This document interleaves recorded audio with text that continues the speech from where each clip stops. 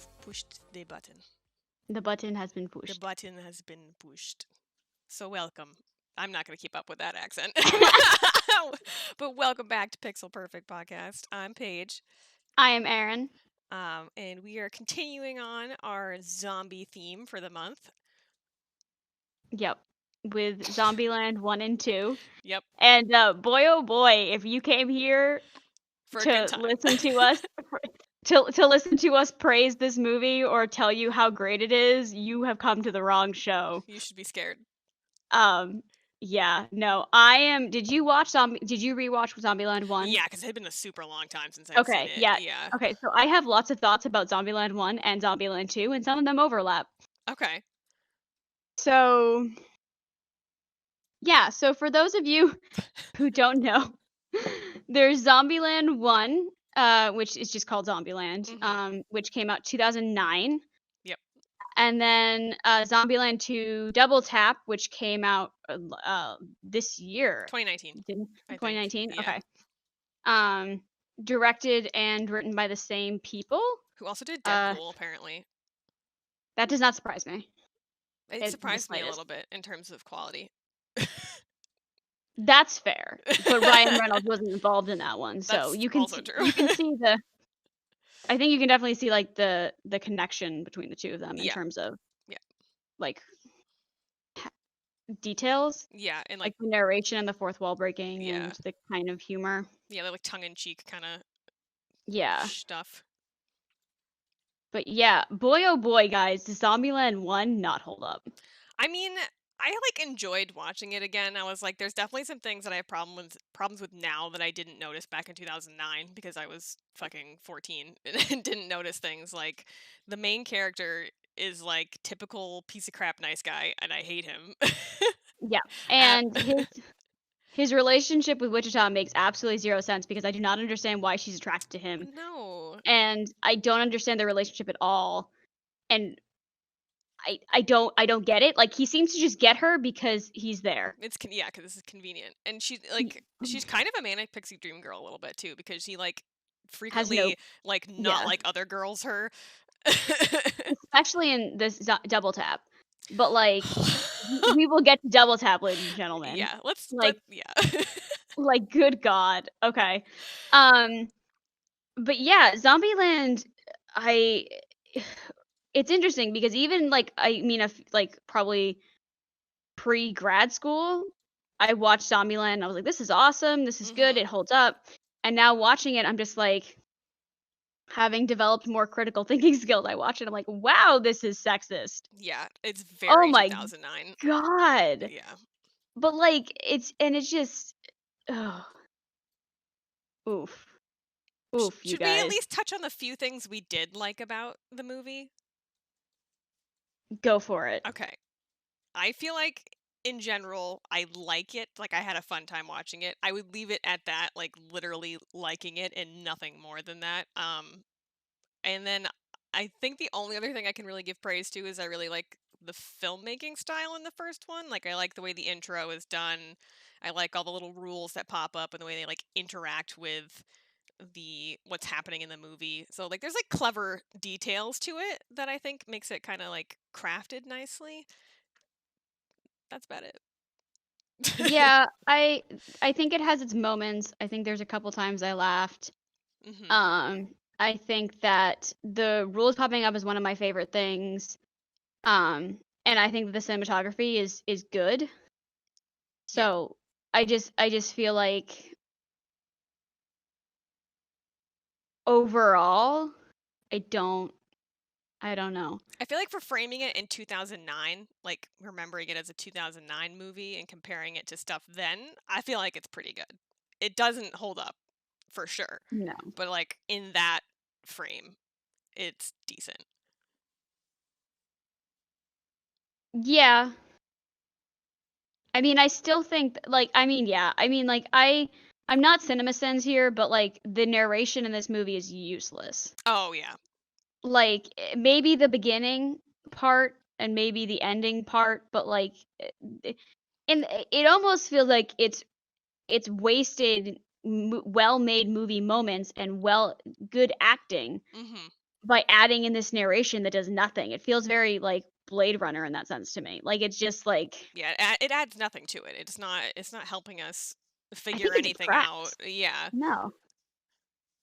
Like the whole moment when Columbus figures out that Tallahassee's been talking about his dead kid the whole time and not a dead dog, and he like narrates himself figuring it out, and I'm like, we can pick up on that from context clues and body language and like them interacting with each other, and just the flashback on its own, I don't think like it. Nearly everything he narrates is you could figure out Yeah, from it's like weird hand holding. yeah, no, I don't understand it. But it's also, like, every time he narrates, it makes me hate him a little bit more, like, when he first meets Wichita and she's, like, very clearly, like, it's a con, but, like, she's distraught, Hmm. and he's just like, "Oh, look, a marriageable woman to bring home to the folks," and I'm like, "I hate you. The whole I the whole hate 406 you." segment too. Oh my god, Oh that my god, and she's sent in the me. credits. She's in the credits as 406. That disturbs me. She does not have a name. And Um, just like you can tell it was written by a man because in no fucking universe would a woman who's just gone through a traumatic go to a experience, man she doesn't know right? Like she'd go to her own fucking apartment and lock the doors and like maybe call a friend or something who is a or her female. mom. Yeah, Yeah. like, I just What? like, it's especially 'cause, like, isn't it, like, a door down from her like, if he's It's in the 406, building. isn't she, like, across from him or, like, a door down from like, why on Because I earth think would she he's 408, so they're literally like across the hall from each other. what the fuck? Like, I don't understand it, and then it's very like, he fetishizes her, like, the entire time. It's very much like a, "I am clearly being nice because you're hot" deal. Yeah, it's like this sick Um, fantasy too that like, oh, a woman just almost got frickin' assaulted and she came to me and I'm gonna comfort her and maybe we'll have some sexy times. I'm like, I with hate Mountain this. Dew, Yeah. and she's just gonna be like, "Oh, you're not a" with the Mountain Dew code red, Oh which my is god, so 2009, I can't. it was awful.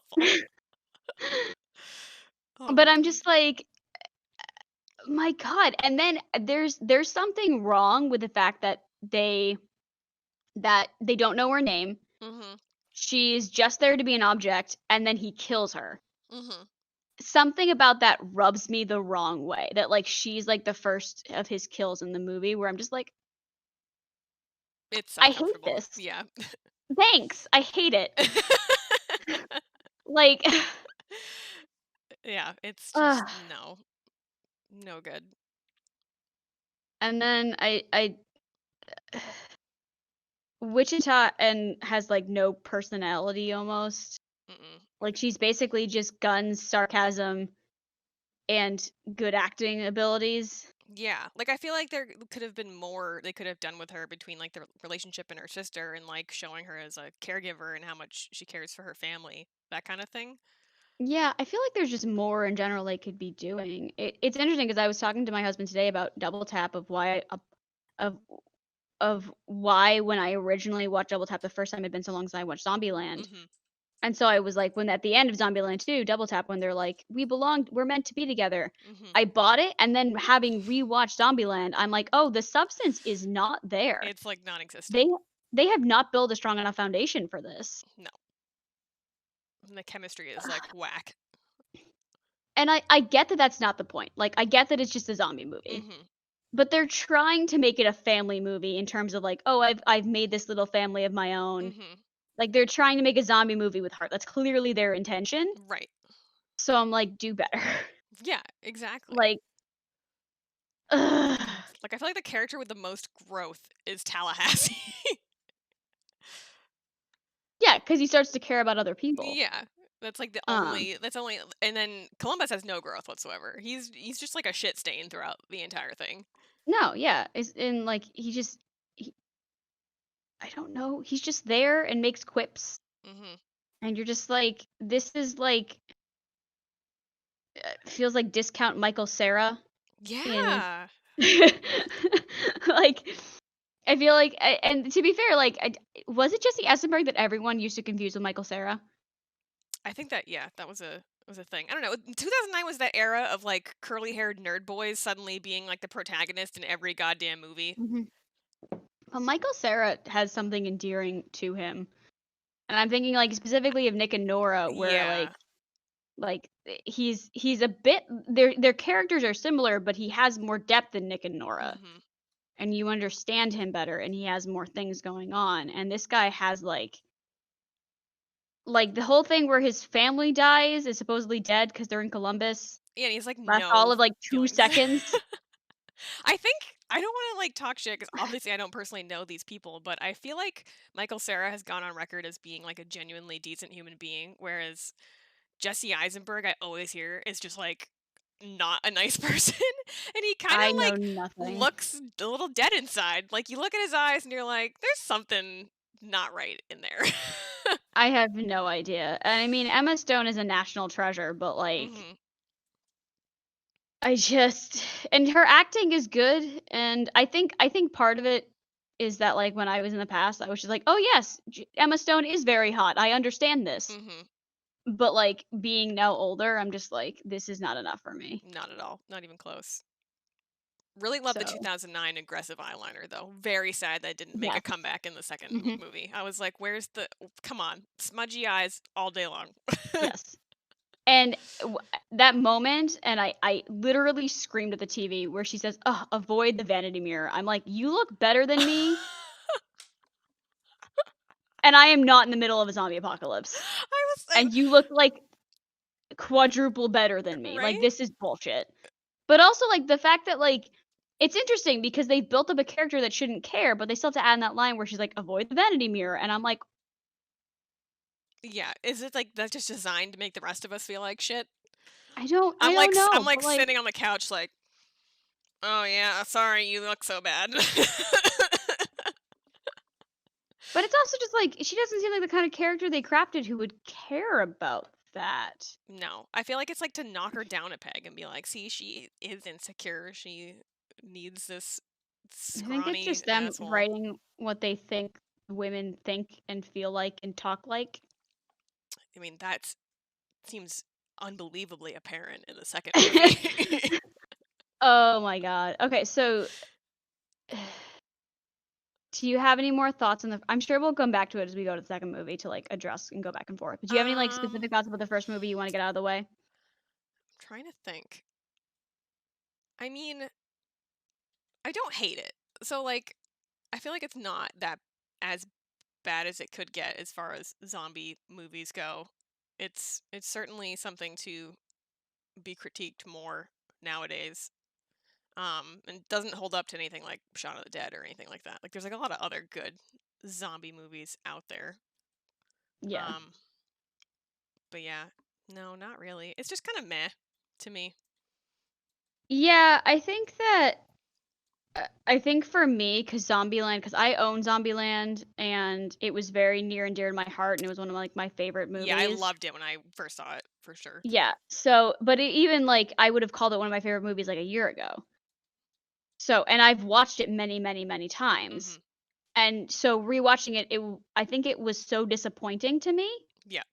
that it just hit me so hard that I was like, "I don't sure I'm ever gonna watch this again." No, I probably won't either. I feel like I'm done with like so much time had gone by since I'd last watched it, and then when I did watch it, I was like, well, I'm set for the next 10 years. Which is probably when they'll make Zombieland 3. For the love of God, no. One per decade. Just No. just as the decade ends, we get a Zombieland. That gave me genuine fear. Oh my god. Okay. So, obviously, we both wanna talk about Madison. I just I don't even need to, this is a movie that should never ever have been made. I haven't hated something so bad since I was going through my I hate Twilight phase. yeah. No, Like, it was wow. I don't understand how anyone read that script and said, "Yeah, you should do the dumb blonde trope. I don't know how they Sounds got good." any single one of them to get on board with that. That was some of the worst writing I've ever seen. It was some sexist ass bullshit. It was terrible. And it's interesting because she survived this long. Even within your own universe, that is saying something, Yeah. and the movie just doesn't care. She's just That it's it disgusting. Yeah. I mean, even I don't understand it. I don't I don't understand get it how it either. got made into a movie. Especially like in 2019. Like you could Yeah, see this well, shit happening like in the early aughts for sure, because there was a lot of stuff like that out there. But like in 2019, in the era of Me Too, they're writing fucking bubblegum dumb blonde caricatures of women Yes. who are so like she's like being alive because of stupidity, basically. Right. Yeah, and it's not like a okay, so, like, it's just funny too because there's so many jokes throughout Double Tap that is like, "You should have left that in 2009, and what a Mhm. 2009 joke," and it's very meta in that way, and I'm like, "Are you not aware that this entire movie belongs in Right? 2009?" Like, and, like, the other thing is that it's not like a subversion of the trope, right? She's not they don't No. and it could have been, right? They Like, that had she's moments. They got like yes. so close. Like, there are occasionally and like I said, she survived this long, so you Mhm. could easily say, like, maybe she's not so, like, book smart, Right. but she's got so much common sense or whatever it is that managed to survive this long. Mhm. You know, like, you could give her those layers For sure. of, like, she turns out to, when it counts, be really capable and because obviously there are people in the world who aren't, you know, Yeah. who have different strengths. Exactly. Yeah. And you could make her street smart without necessarily making her book smart, Yeah. and that's how she survived this long. For sure.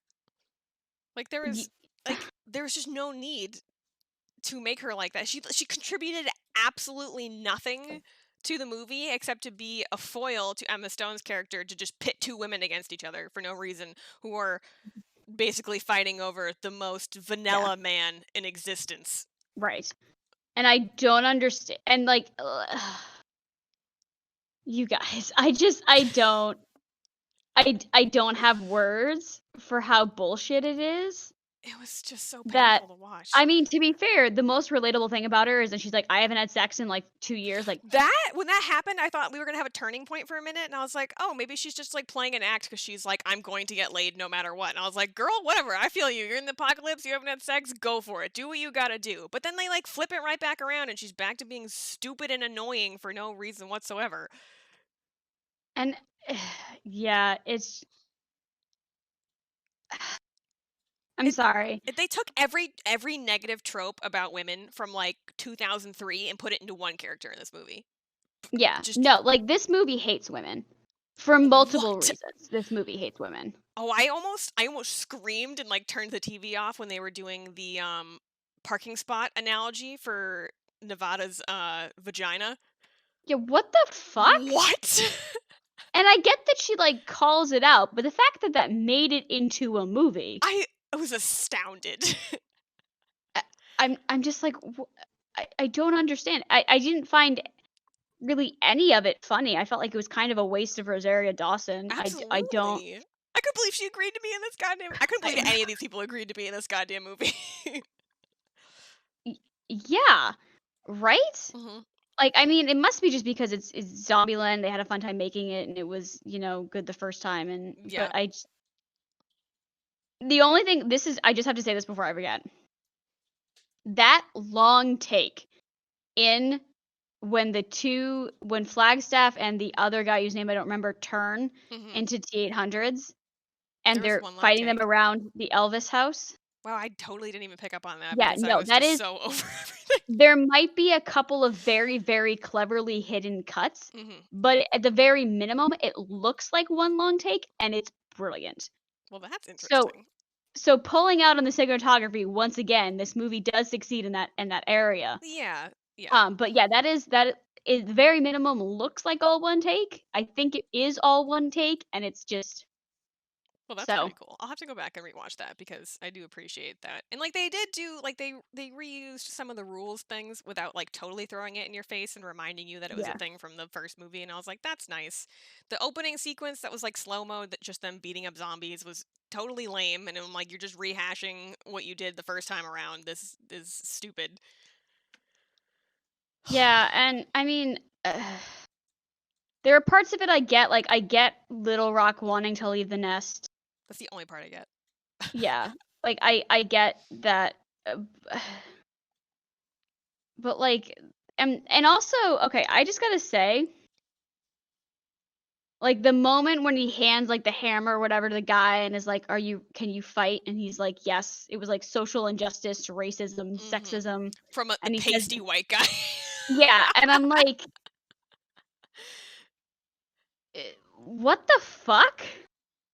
It Like, first of yeah, all, no one would not understand that question. right. So you're really just making fun of, like, SJWs Absolutely. Yeah. and being a dick. Yep. And I'm like, it got very aggressively kind of anti those people towards the end. Mhm. Like us. Well, anti us, basically.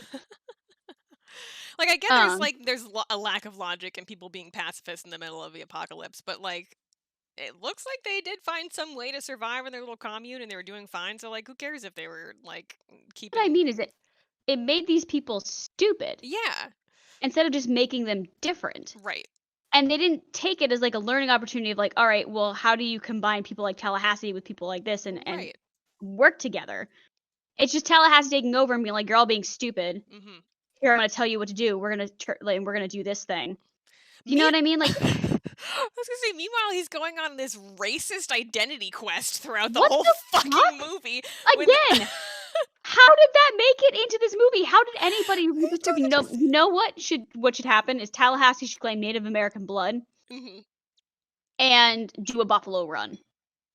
Yeah. Like, I who the fuck approved this? I just I don't know. And it just like comes out of nowhere. Literally everything in this movie makes no sense, comes out of nowhere. Like Zombieland 1 is like an okay standalone flick. Yeah. And then this sequel did not need to exist. And literally turned every single character into some like stupid it reversed everyone's growth, like fucking Wichita suddenly being afraid of commitment after 10 years of living with a guy and piecing out because she got engaged to and Tallahassee just like, I don't know, being annoying and I mean, I get it because I wouldn't wanna marry him either, but, I mean, yeah. my favorite moment, and I was talking to this to Cody earlier, my favorite moment is when it literally where she's literally like, "Well, you could say the same thing about us, as us being convenience in Zombieland and circumstances." You're like, And you're "Yes!" just like, "Yes, correct." And then the end of the movie, it's just like, "No, we're meant to be together." And I'm like, "Prove it. Give me something here that I understand why you're together." And they don't even look like they wanna be together. Like, when she comes back to, like, get weapons and other supplies, and they're, like, kind of having this almost reuniting moment, I'm like, you can see Emma Stone's, like, internal pain, like, "Why did I agree to this movie? I hate everything I'm doing right now." Yeah. I d I don't know. I feel like the chemistry wasn't there. I didn't understand it. There wasn't like I feel like this movie is trying to be something it's not instead of just being what it should be. Right. And or at least like it's trying to be Shaun of the Dead and having an emotional core, but it sucks at the emotional core part. Absolutely. So it's just fucking annoying. It's it's awful.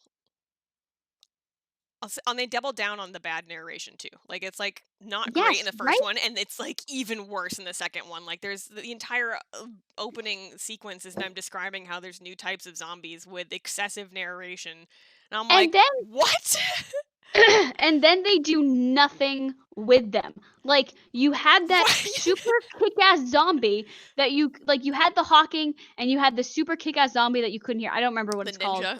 The ninja, Hmm. right? And they did nothing with them. Yeah. And I was just like, "What was the fucking point of that entire goddamn intro if you weren't ever gonna bring up the ninja ever again?" Yeah. Neither the Hawking nor the ninja. There's like a Homer appearance once, and that's about it. Yeah, the only hawking thing comes up is when somebody climbs up the ladder, which somehow makes it a hawking, I don't know, and they call it a hawking in the movie, I have but I'm like, no "Okay." idea. But I'm just like, why would you waste the screen time? You know what I mean? Like, Hmm. it's not like, economical storytelling in terms of, like, you wasted this time, this intro on something that doesn't matter Yep. just to cut forego your emotional core. Right. Like, It's like one decision after another that left me just staring at the TV like, "Why? Why is any of this happening? Why am I watching this? Why did anyone agree to do this? Who approved this? I'm so confused. I hate all of it. And I feel like it commits the mortal sin of a zombie movie, which is that it's boring. Yeah! Mhm. I was gonna say that. I'm like, there's not even like enough good carnage to make up for how like how shit it is. No. It's like the one thing you're as a zombie movie you're not supposed to be is boring. Hmm. And like nothing happens. They drive around a lot. At one point there's that whole thing for the RV that just ends up Like it's they end up nothing. it's just nothing. Like they wasted so much screen time doing shit that like I don't understand. Yep. Because it was like, yeah, you're just like, oh, well, it was their first interaction with the T-800. And I'm like, well, that's great, but you could have done that in a much more economical way than wasting Just 10 minutes of our time so many different protecting an ways. RV that you're going to immediately kill anyway. And then they repeat that same thing with the whole shit at the Elvis place just to turn around and have them leave in the minivan again because apparently Yeah. he can't drive a monster truck because that's so severely different than turning the wheel in a normal car. I mean, it might be. We have no idea. I mean, I'm sure it's a learning curve, but I feel like the parts that he was messing up to say he couldn't drive it made no sense to me. I don't know. I don't. It just I think what saddens me is rewatching Zombieland and realizing how much the movies hate women. Oh, it's It's disturbing. just I don't know. I try to explain to Cody every once in a while of just like how sad it is when you watch a movie and you end it feeling hated. Yeah. Like you end it feeling like somebody who wrote this does not like women. Oh, for And sure. they might not realize it. Like Zombieland smells like a movie written by men who don't realize they hate women. I think it's to Like me it's like the character of Columbus is the type of people who the writers are or the directors. Like I feel like they are that kind of person. They're like, I'm a nice guy, and for some reason women hate me, and it's like I don't know, maybe because you hate women. yeah, no, it's really always depressing. And I think for me that's part of the reason why Zombieland 1 hit me so hard is because rewatching and realizing the movie hates women, it Mhm. just makes you not want to engage with it ever No, because it's not meant for you on some level. right? Like I'm sure there are women who enjoy Zombieland. I mean, obviously we did for Well, like a oh decade. yeah, exactly. Like I'm not saying that at all. I'm just saying that like if you pay attention to what the movie's saying about women, there is this feeling of you come away kind of feeling like icky. Yeah, that's the great way to describe it is feeling icky about it. Yeah, so I don't know. I don't know what I was gonna thought what I thought was gonna happen with this episode because I heard nothing about Double Tap, and I actually had a hard time finding reviews to support what I was saying. Like I don't know how many articles that I saw that were saying it's like a fun return to the blah blah blah and this and that, and I'm like these Yeah. articles have to all be written by men because they're wrong. Yeah, I remember looking up articles when I way back when the first movie came out because I was like, we have to at least acknowledge that this is a bad movie, right? Like even if you don't understand the sexism part, like or Right, acknowledge the sexism part, you have to understand that it's a badly written movie, right. right? There are so Like many we have to at least be in components. agreement about that. But no, it's a lot of the reviews are like it's a romping good time, and It's I'm like, not, ugh? not even close. I was Ugh. having a 0% good time while watching it. I don't know. I feel like I that was just watching it and just doing reveals other things. yeah, I feel like it just reveals what kind of person those reviewers are, that they had a good time in it. I'm like, "Oh, you have a Well, horrible sense of I humor." think I think it's also I think there's a level it's the same thing kind of like with I think gaming criticism happening out there Mhm, where people feel obligated to review a movie like Zombieland 2, mhm. which is, Zombieland was huge Yeah, and give it a good review. I'm sure there's some of that going on there too, of just like, do you really want to fuck with Zombieland 2? right. Luckily, Um, people on YouTube do, though, because I definitely found angry people there, and it was great. you'll have to send me those. I can't remember the name of the guy whose video I was watching, but he hadn't even he didn't get into like the huge sexism component because of course no one does. Like you search Zombieland double tap reviews and the entire front page of suggestions that comes up is all dudes reviewing it. So it's like you miss out on the critique of that part, but there are people out there who are angry about the movie in general, so it's Yeah. great. Which isn't to say that men can't critique sexism. I watched a lot of men who Right. critique it very, very well. But I mean, those men often also defer to women. They're like, "Go watch these creators because they can explain things better than I can." Um, but it is to say that most movie reviewers don't pay attention to those things. Right. And movie reviewers in general, I think, is another industry that has horrible diversity problems with like a Yes. huge percentage of them being white men. Which, by the way, is what Brie fucking Larson was saying. She wasn't trying to say we should fire all the white men. She was trying to say that we need to have more black women and just women in general, Oh, like at the table, so that we can improve movie coverage and movie reviews. right. Yeah. This is a Brie Larson defense channel now. I love her. She's great. Yeah. But yeah, I wholeheartedly agree with that. I feel like so often I'll see like if I go on Rotten Tomatoes and I see a movie has like really horrible critic score but like really great audience score, I'm more inclined to trust the audience because I'm like, I bet more people like me are watching it versus what the critic community is. For me, it depends. I for me, I think it depends the movie, and I think I have because I I wish I had an again. example on hand of like where I've trusted it and it worked out for me because it's happened a couple times where I went with the audience score and was like happy with what I watched. Yeah, I mean, but it's also like, you think about reviews. I'm going back to the gaming now rather than movies because that's what I'm thinking about, which is just like what happened with Last of Us 2, where it was just like the game is not my cup of tea, and I don't think Mm, it set the right tone, but I don't think it's a bad game. right, And the review bombs like destroyed it. right, yeah. So I think that there's for me, I feel like it's a lot more nuanced. And then you think about what's happening in Wonder Woman right now. Did you hear about that? No, not at all. I haven't kept up with it in the Okay. slightest. So Wonder Woman 1984, as the the pre-embargo reviews, Mhm. um, were really overwhelmingly positive. So she had like an 80, I think it was 89, 86 or 89 Oh, okay. on Rotten Tomatoes. So she was certified fresh. Mhm. Then the post-embargo reviews dropped, and then the day of reviews dropped, and they were overwhelmingly negative. Oh god. And she lost her certified fresh rating. Last time I checked, she was down to 60%. Oh, yikes. Um, and I think going down. So, um, Wow. and to be fair, Wonder Woman 1984 is not a good movie. I was gonna say I did hear it was actually not very good. It's not a good movie. It's an okay movie. Mhm. I wouldn't call it good. Um, but I feel like there's a lot to look at when it comes to the reviewers Right, yeah. world, and Wonder Woman's kind of a good case study of that. That makes sense. This is only sort of tangential. This is like half tangent, half relevant. I feel like I think it's relevant if we're trying to, critically analyze a movie and we're like frantically searching online for like supporting evidence. It's kind of scary when you don't find reviews that are aligned with you because you're like, how many people out there hate women? I mean, and it's not always bad in terms of like having to encounter views that are not your own. Like my mind has been changed about The Last Jedi because I've been watching reviewers that I really, really trust go into The Last Jedi. In terms of like Um, positive to negative or negative to positive. Negative to positive. That is fascinating.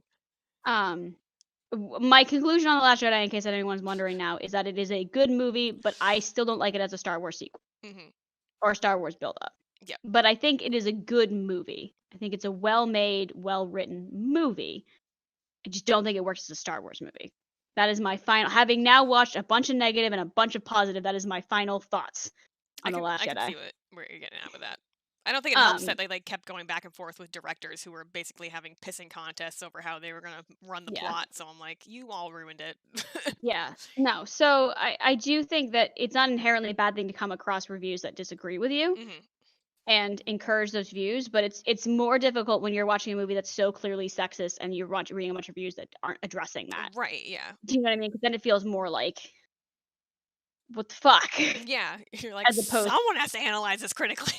right? Because it feels less subjective than just The Last Jedi is a good or bad movie. It feels Yeah. like this is so clearly sexist that the fact that we're even either not acknowledging it or debating it Yeah. is That we're crazy. letting shit like this come out in 2019. Yeah, Like, I know I've said it 80 million times, but I who the don't. fuck approved this I script? don't get it. It's so bad.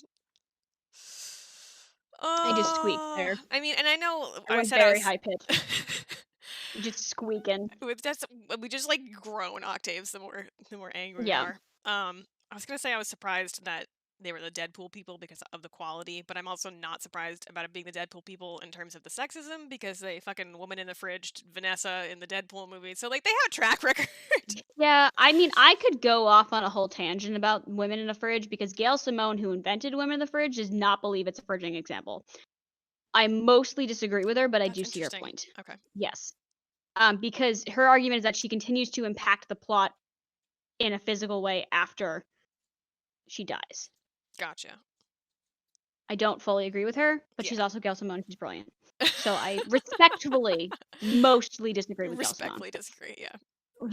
um, but yeah, I don't think it has the same. I think that Ryan Reynolds not being involved makes a big difference between Deadpool and Yep. Zombieland. Faux show. So So yeah.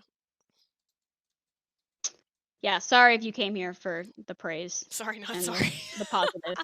We don't have any positive for you this week. Oh my god. Yeah, it was not. I mean, if you've watched Zombieland before and it's been a while and you're thinking about revisiting it, maybe don't. Maybe let it live in the little nostalgia shelf in your brain and so you don't have to ruin it for yourself. Or at least before commenting about how terrible and wrong we are on YouTube, watch it first. Right. So those are your two options. Sure. Sure. I would not recommend Zombieland Double Tap. I feel like Mm. it's a garbage fire of a movie. Yeah, there's no you get nothing from it. Just It not. has occasionally funny moments, I felt I think I like. laughed once and I couldn't even tell you what it was about. Yeah, So that's I pretty don't bad. remember either. So, If we're gonna end on a pleasant note, one of my favorite parts from the first movie is when Tallahassee is crying and he dabs his tears with the stacks of money they found in Bill Murray's house. That's uh that's my last positive thing to say. it's a well cast movie. That is true. Uh it's the acting, they're doing their best Yeah, for sure. With what they are given, it is a well acted movie. yeah. It feels like they looked at their script and they were like, "Well, I'm getting paid, so."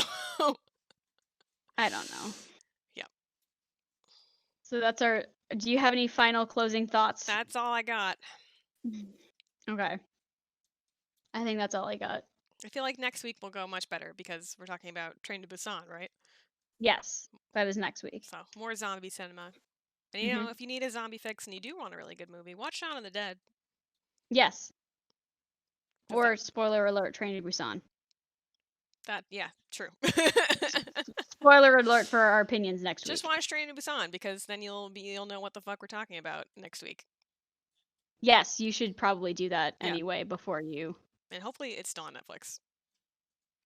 I think so. I'm not really sure. We'll find out.